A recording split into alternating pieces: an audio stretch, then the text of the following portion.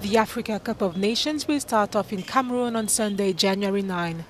Among the 6 stadiums that will host the matches of the competition, the stadium of Limbe, where Group F will evolve, is located in the southwest region, one of the 2 English-speaking provinces of the country that has been torn since 2017 by a conflict opposing separatists to the army. To ensure no attack threatens the tournament, the military and security forces have been posted in the region, a move that reassures this human rights defender. Imagine what would happen if a player from a foreign country is killed or is kidnapped, or if a CAF official is killed or kidnapped. It will lead to a diplomatic problem. You know, remember what happened in Angola when there was some shooting, and I remember Togo players were attacked when they were going to the field. So these are things that the government wants to avoid, especially a government that will be hosting the CAN. The Africa Cup of Nations is a long-awaited event for the football-loving country, and it is no different here in the English-speaking regions. Despite the context, residents like Boniface Forbing are eager for the competition to start. The people will be happy. Joy has come for the African Cup of Nations because there are people that want to see Mohamed Salah and Sadio Mane. Even Mahrez, who is playing with Manchester City, everybody is happy, sir. If separatists have called for a shutdown in the city during the tournament, the population hopes and wishes for the competition to lighten the mood and bring some relief to the broken-hearted, since war has gone on far too long. Authorities are reassuring as they have reinforced security measures in all the cities that will host the Africa Cup of Nations. Now is the time of final adjustments. The host cities are already adorned with flags of the different delegations taking part in the competition. Here in Douala, the economic capital of the country, everything is ready.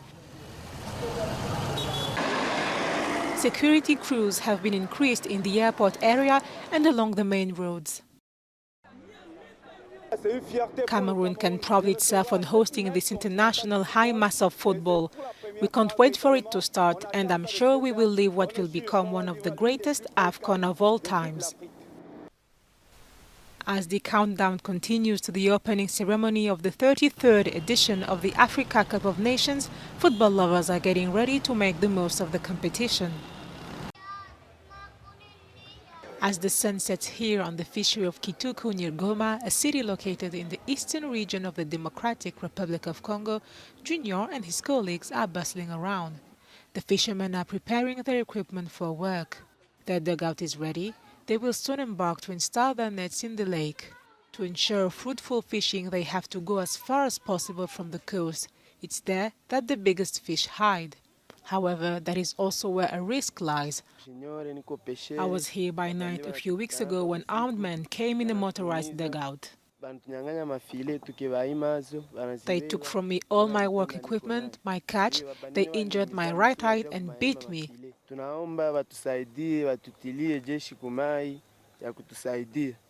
I want them to be identified. As Junior waits for his assailants to be found and brought to court, he has to continue working with fear in his heart. In order to arrest the bandits causing insecurity, the Kituku delegate of the fishermen wishes for the night patrols of the Congolese maritime forces to be more massively deployed. I would like to see more patrols.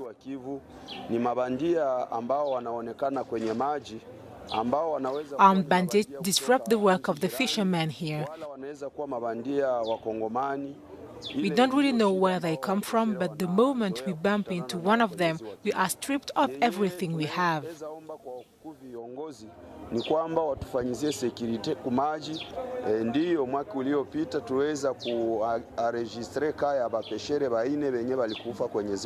The Congolese maritime forces are reassuring. Off the record, they only talk about the dispute between fishermen. Officially, routine patrols continued with no incident. According to the Association of Fishermen, at least 4 of them were killed last year. Ethiopian Prime Minister Abiy Ahmed said his country needed to reconcile weeks after defeating a rebel attempt on the capital Addis Ababa. In his Christmas message, Abiy said reconciliation was necessary to defeat what he called Ethiopia's historical enemies. Ethiopians will mark Christmas, locally known as Gena, on Saturday. In November, federal forces and their allies beat back TPLF rebels from cities in Afar and Amhara regions. Abiy himself spent days on the front line commanding military operations against the rebels. The conflict, which began more than a year ago, has left many killed and widespread destruction. It started after TPLF fighters attacked and killed federal soldiers. Ethiopia has since designated the TPLF the de facto rulers of the Tigray region, a terrorist organization, and issued arrest warrants for the outfit's leaders. Last June, the rebels rejected a government ceasefire offer and vowed to fight on to dislodge Abiy's government. So far, attempts by the African Union to mediate a ceasefire have been futile. Both rebel and government forces have been accused of committing atrocities. Authorities in Tunisia have rescued 2 groups of up to 100 migrants attempting to cross the Mediterranean. A rescue ship announced that it had saved 31 migrants from a drifting wooden boat before reaching another group of migrants that managed to seek refuge in an oil platform located around 120 kilometers off the coast of Tunisia. The migrants were rescued by a French vessel, the Louis Michel, one of several ships operating in the Mediterranean. According to the UN Refugee Agency, more than 115,000 people arrived by sea in Italy, Greece, Spain, Cyprus and Malta last year. The Nigerian government on Wednesday officially listed criminal gangs in the northwest as terrorist groups. Heavily armed criminal gangs have been terrorizing people in Nigeria's northwestern and northern states for years, attacking villages, looting them and kidnapping their inhabitants for ransom, and the violence is only getting worse. The government of President Muhammadu Buhari, who has been battling Islamist militants in the northeast for a decade, is under pressure to stop the activities of these criminal gangs. In Wednesday's Gazette, the Nigerian federal government referred to the activities of groups locally known as bandits as acts of terrorism. These activities range from cattle rustling to kidnapping, including of school children for ransom, to destruction of property. This qualification implies harsher penalties under the Prevention of Terrorism Act for members of these gangs, their informers and supporters.